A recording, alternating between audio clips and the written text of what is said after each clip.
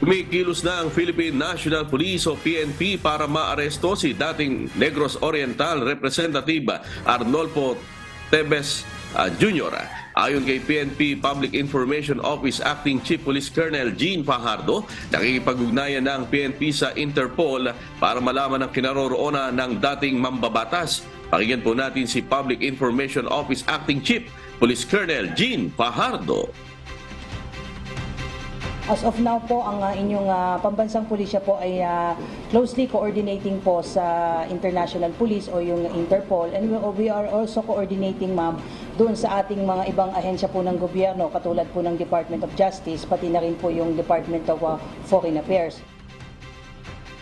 Aminado si Colonel Fajardo na malaking hamon sa kanila kung walang extradition treaty sa bansang kinaroroonan ni Tebes. Kaya naman inaalam na rin nila sa Department of Justice kung paano sila makatutulong sa kanilang paghahanap ang deklarasyon na terorista ng ang dating mambabatas. Samantala, kinumpirma din ni Colonel Fajardo na mayroon ng tracker team na naghahanap sa mga akusado bukod kay Tebes.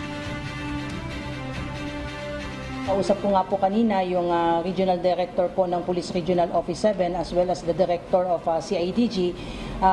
They are pursuing and exerting best efforts to locate the whereabouts po ng other co-accused.